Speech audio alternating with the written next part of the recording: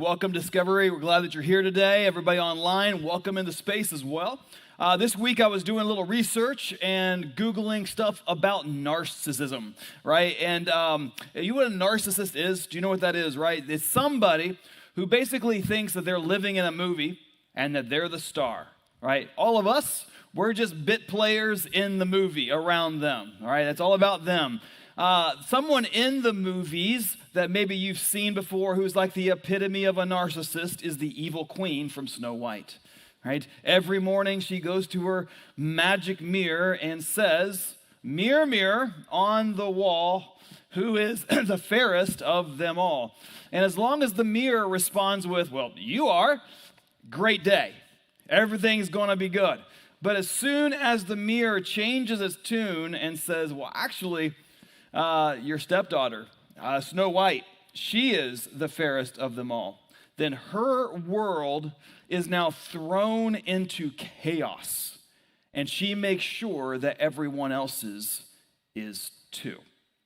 And if you want a real case study in narcissism, I want to introduce you to somebody. His name is King Nebuchadnezzar.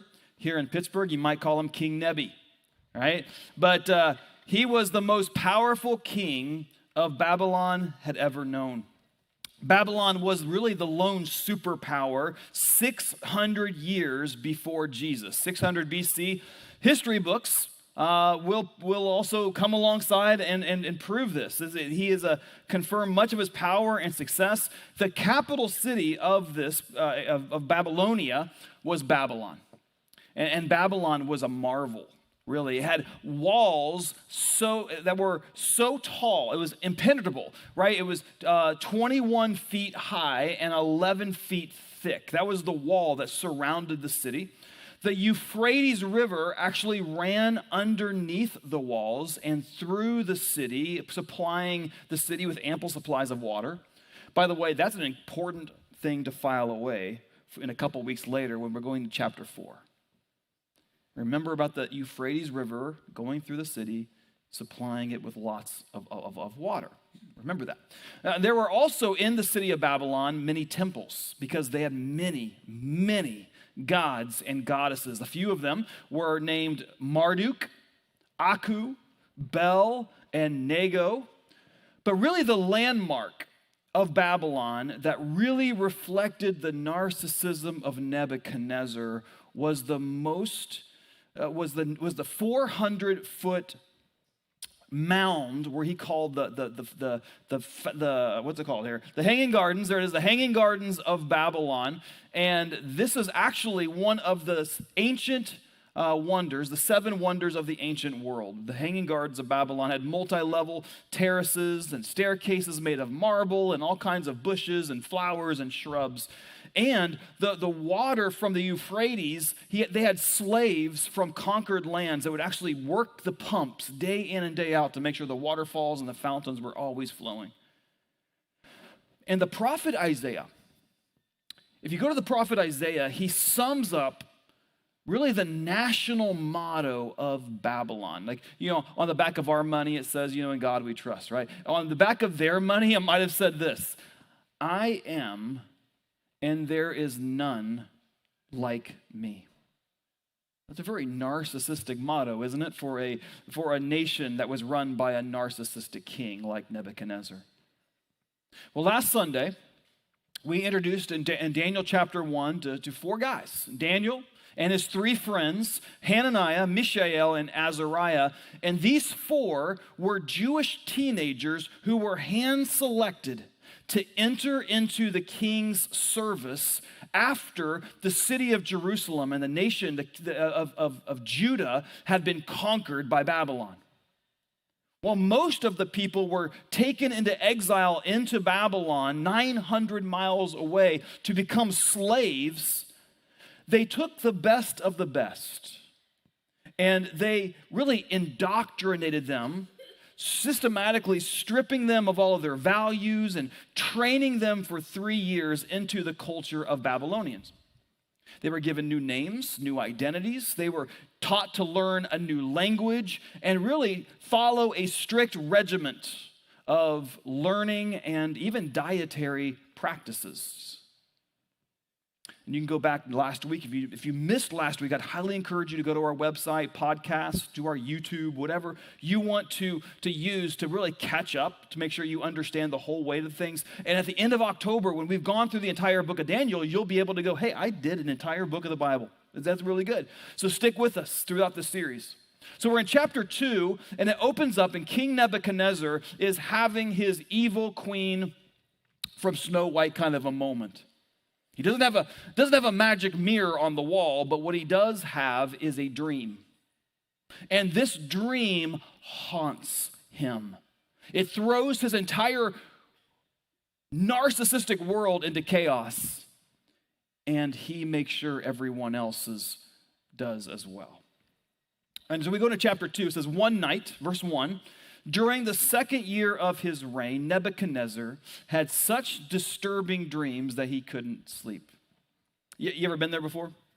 You ever had a dream? Maybe you wake up in the middle of the night, 3 o'clock in the morning, and you're like, I know I'm not going to fall back asleep. So you just get up and go on with your day. I got to tell you, I don't remember my dreams very well. Even in the moment when they are so vivid and like you wake up, you're like, was that real? As soon as I wake up, that memory, that dream is gone. I cannot remember my dreams. I'm incapable of doing it. My wife, Janie, is the opposite. She remembers her dreams very, very well. Matter of fact, it's not just the dreams she had last night. She remembers dreams she's had years ago, she'll say. And there's sometimes her excellent dream memory doesn't go well for me.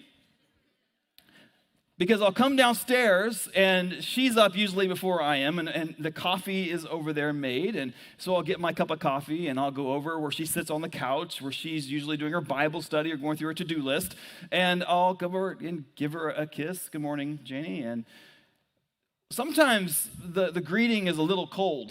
It's a little distant, and I'll think to myself, what did I do?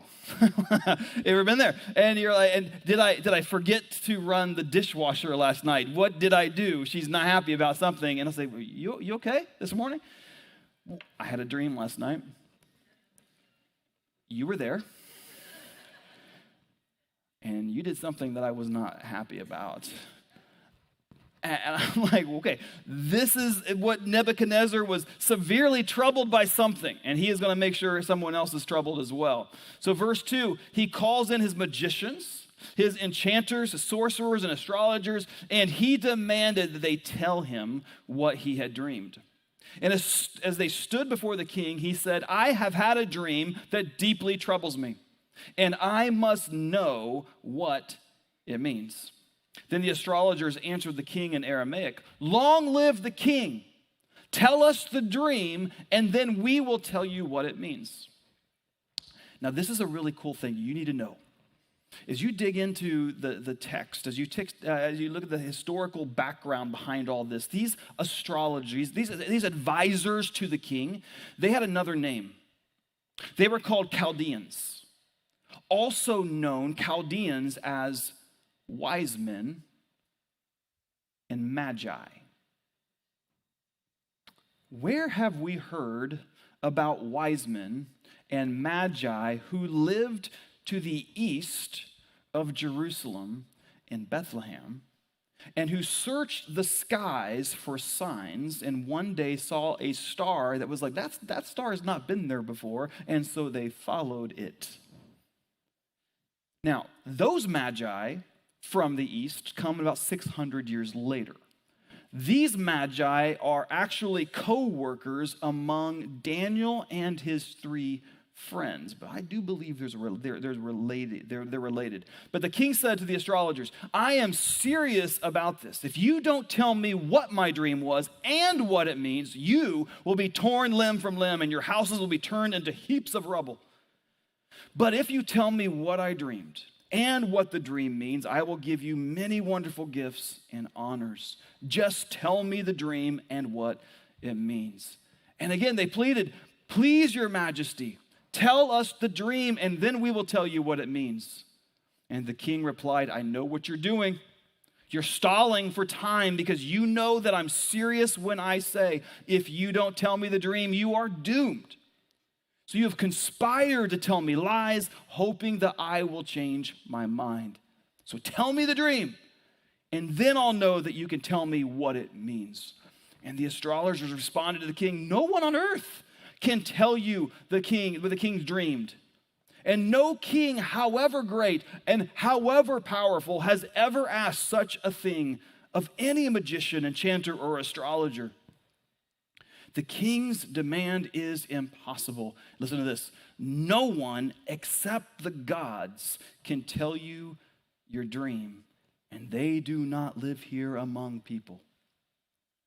Now, I love the fact that these words from these magi, in the presence of their incredibly frustrated king, their words are actually foreshadowing what God was planning to do 600 years in the future when he would empty himself into the person of Jesus Christ. And they would call him Emmanuel, God with us, God who lives among us. That's cool. Right? Verse 12, "The king was furious, though, when he heard this, and he ordered that all the wise men of Babylon be executed. And because of the king's decree, men were sent to find and kill Daniel and his friends." Now, King Nebuchadnezzar's narcissism is displayed in 4K clarity here. His entire empire is built on fear and intimidation. And now he's ordered all of his council to be killed. Even Daniel and his friends, who weren't even in the room where all this happened. They were apparently got a day off or whatever, but they were seen as guilty by association. So Daniel, how does he respond when he hears on his door, it's the executioner who has come to kill him?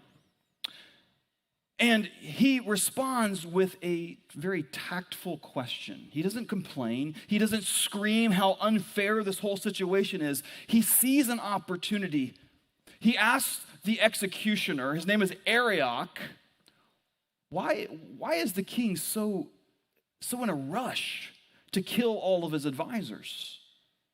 And so Arioch, he tells him exactly what had happened. And Daniel, we don't see this in the text, but he's able to convince Arioch to get him a meeting with the king, because he says, "What if I can tell the king his dream and what it means?" And I think Daniel, in the way that he responded as a follower of God, someone who is trying to not be a complainer, not trying to be a person who is screaming about how unfair and doesn't want to fight, he sees an opportunity, and I think he uses Arioch a little bit, like, what if I could tell the king this dream? And Arioch has this moment where he's like, "I'd look pretty good if I bring the king the person who can actually tell him the dream." So I think he kind of uses him a little bit here in this moment. And so he gets the meeting, and Daniel then gathers his 3 friends and tells them about what's going on. And says, "We need to take this to God. This is life or death. We need to take this to God." And the word that he uses there for God is different than most of the times in the Old Testament. The Old Testament, if you don't know, is written in Hebrew. And most of the times it's talking about God is the word Elohim. Elohim is the most oftentimes used word for God. It's talking about his strength and his power. But this one is actually translated differently. It's what they're saying is, we need to take this situation to the God of heaven. And I think there's a reason why. Do you know this Hebrew word they use is written 22 times in the Old Testament? It's used 22 times. 16 of those 22 times are in Daniel and Ezra and Nehemiah. And here's why. I think. I'm going to show you a map. Here's the map here.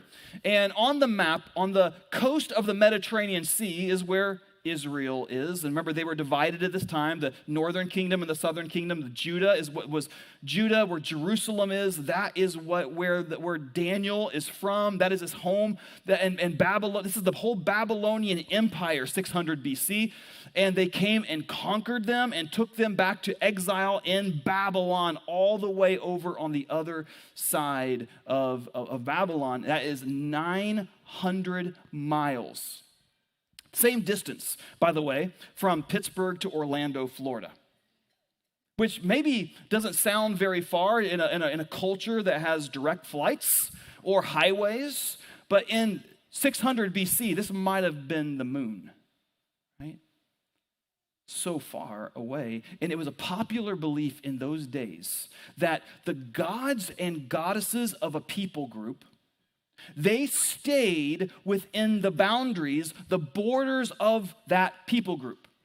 The deities didn't travel with the people. That basically, if I served a god in this place, in this nation, and then I stepped over here into this nation, that God stays there, has no power where I'm at. But the prophets of the Old Testament, Daniel, Ezra, and Nehemiah, lived during the time when the people of God lived in exile in Babylon. And so they knew what many didn't know is that God, he cannot be contained by boundaries, by borders, that he is the God of heaven. So they called on him, the God of heaven, as we live in exile. Listen to these words from God through the Apostle Paul. This is in the New Testament.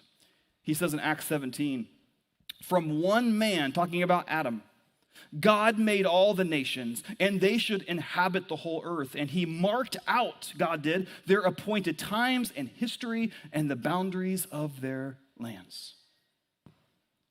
So God didn't just create the world and the nations, but he drew the boundaries of their land and when they would rise and when they would fall.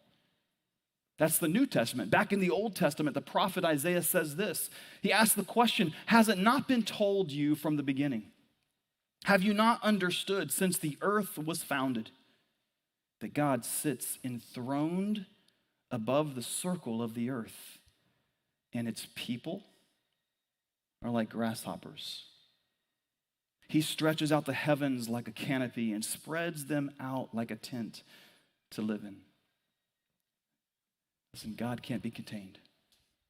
He can't be contained within countries or borders or nations and lines that we draw on a map. And he cannot be contained in the little man-made boxes that oftentimes we are guilty of creating. Where on the side of the box we say, this is who I believe God to be. And we try to take the infinite, ultimate, powerful, all-creator God and try to cram him into our little neat box and put him on the shelf and go, thanks, God. Speaking of boxes, speaking of containers on shelves, my son Chase used to have a pet. His name was Godzilla, and he was a bearded dragon. There he is. Oh, and every week we would run to the store with a clear container to get some crickets, right? Some large crickets, which were Godzilla's favorite snack. And so we would put the crickets in this container and we'd put it next to Godzilla's tank. And you know, whenever once a day we would bring out these tongs and that we would take out the chosen ones, and we would drop them. And I think they thought like the Toy Story or like the claw, right? Not good. But we would put the little crickets in there. We'd try to reenact the scene from Return of the Jedi, right? Jabba the Hutt, where the thing would open up and the victims would fall in and the Rancor would eat, right? Anyway, got a little off track there. The crickets in the container had no idea what life was like outside of that container, did they? Like when we would come into Chase's bedroom, they might see us, but when we left the bedroom, they had no idea where the Mehaffey family went or what we did. And during the rest of the day, they just knew when we walked in the room and that door opened, they knew that something was about to happen. And compared to God, we have such a limited view of the world. Isaiah calls us grasshoppers. We're the crickets in the container. And there are mysteries that we will never be able to unravel. We will try to figure out, God, why did you allow this to happen? And why did you allow that to happen? Why didn't you act in this way? Why did you respond in this way? He exists on a timeline that is outside of ourselves, and everything that's ever happened and everything that ever will happen, he already knows. And he knows the most minute details. He knows how many hairs are on your head. He knows how many days of life that we have left. And yet we don't even know what we're going to do this afternoon, really. And if you've ever thought about it, God has never been surprised about anything. We're the grasshopper. He's the God of the universe and heaven. And that we need to remember that he is the creator and that we are the creation.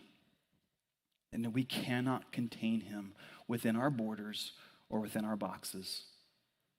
And so Daniel calls on the God of heaven with his three friends to allow them to do what no other astrologer or spiritualist could do on their own.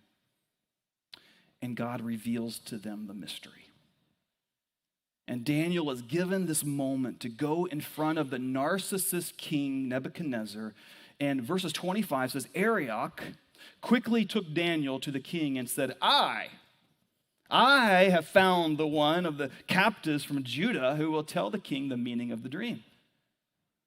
And the king said to Daniel, this is true. Can you tell me what my dream was and what it means? And Daniel replied, there are no wise men, enchanters, magicians, or fortune tellers who can reveal the king's secret. But there is a God in heaven who reveals secrets, and she has shown King Nebuchadnezzar what will happen in the future. Now I will tell you your dream and the visions you saw as you lay on your bed. Now we saw last week in chapter 1 that Daniel is really, this book is a roadmap of how we as followers of Jesus can live courageously in a culture of compromise. How to follow Jesus in a culture that looks less and less like him. And we see a glaring difference between how Daniel responds in this situation, how he responds in the culture that he lives in. And do you notice again, Arioch the executioner is so quick to say, hey, look what I did.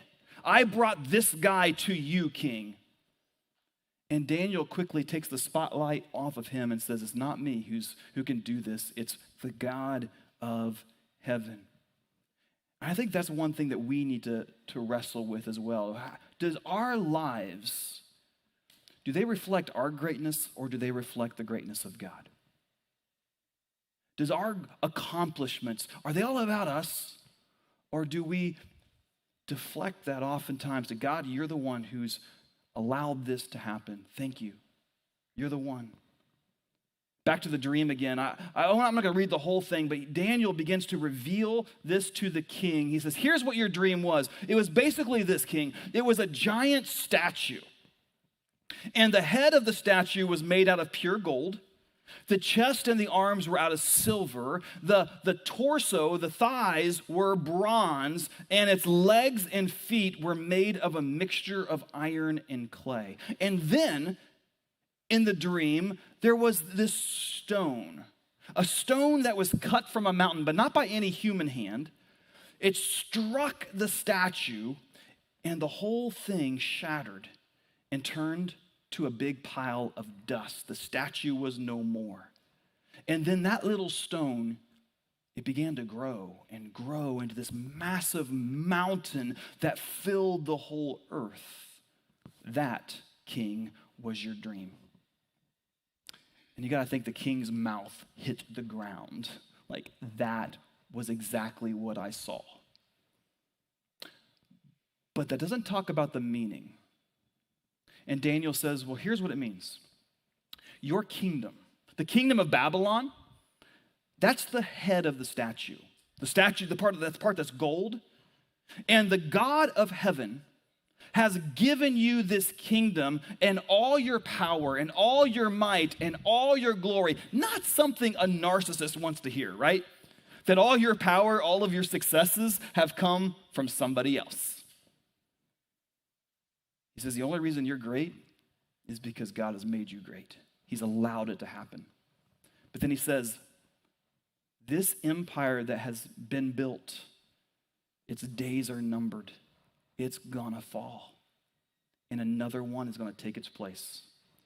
And matter of fact, in Daniel's life, the Medes, the Medo-Persian Empire is going to rise up. We're going to see Daniel serving the king of this new empire that's going to take over from Babylon, and they lasted for about 200 years.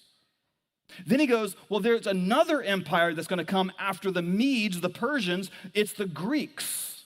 They're the bronze part of the statue, and they're going to last about 270 years. And finally, the feet of the statue, that's the Roman Empire. That's going to begin in about 63 BC. What is the timeline leading us up to, by the way? Which brings us to that little rock, that stone. Well, what does that mean? That stone represents, this is the best part, it represents Jesus, who stepped into our history at the height of the Roman Empire. And when Jesus came, he announces that there is a new way of things coming. He's not coming to bring a new empire that's going to be a place of dominance and conquering, but Jesus is going to bring with him a kingdom that's going to shatter the empirical system, a kingdom that's going to start as small and as humble as a mustard seed, but will have the power and the growth and the exponential potential to fill the whole earth. And unlike Babylon, and unlike Persia, and unlike the Greeks, and unlike the Roman Empire, and unlike every other empire and country who's ever come and is into this world, his kingdom will have no end. It will endure forever. And we put our faith in Jesus. Listen, I told you this last Sunday, and I want you to, with all this, in kind of framing this conversation, when we put our faith in Jesus and we give our life to him, we follow Jesus with our life, we become citizens of the kingdom of heaven. And we then become exiles and aliens and immigrants living in a home that is not our own. We should not feel comfortable on this earth, on any nation, and any borders, because we serve the God of heaven, the King of kings, the King of this new kingdom. And one day, Jesus is going to return again. The King of kings will establish his kingdom in all of its fullness, but we're not there yet. But we get to live as citizens of the kingdom here and now, being the ambassadors of Christ wherever we go. Right now, though, we're just the crickets in the container, serving the God of heaven. But we do get glimpses of what's to come. Matter of fact, the Apostle Paul said this in 1 Corinthians 13. Listen to what he says. He says, right now we see things imperfectly, like puzzling reflections in a mirror. But then, talking about that day when Jesus comes again, when we fully see the kingdom of heaven, we will see everything perfectly clear. All its clarity. All that I know now is partial and incomplete, like a peek behind the curtain. But then I will know everything completely, just as God knows me completely. Daniel goes on to the king. He says, that's the meaning of the rock cut from the mountain, not by human hands, that crushed to pieces the statue of iron, bronze, clay, silver, and gold. And then he goes to chapter 2. At the end of chapter 2 says, the king Nebuchadnezzar threw himself down before Daniel and worshiped him. He commanded his people to offer sacrifices and burn sweet incense before him. And the king said to Daniel, truly your God is the greatest of gods, the Lord over kings, a revealer of mysteries, for you have been able to reveal this secret. And the king appointed Daniel to a high position and gave him many valuable gifts. He made Daniel ruler over the whole province of Babylon, as well as chief over all of his wise men. At Daniel's request, the king appointed Shadrach, Meshach, and Abednego, his three buddies from back home, to be in charge of all the affairs of the province of Babylon, while Daniel remained in the king's court. I think the big idea, this sermon in a sentence for all of us today is, as followers of Jesus, ambassadors of Jesus, living in this land, how do we live in a culture of compromise and living courageously, is that we are to be followers of Jesus who seek to bless rather than to impress. Daniel lived in the service of a narcissistic king who threatened to rip him from limb to limb if he couldn't do the impossible.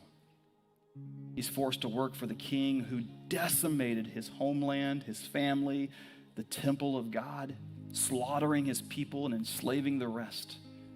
And yet Daniel sees this place where he's at in exile as a place where he can bless even this king and this empire by pointing him to the God of heaven.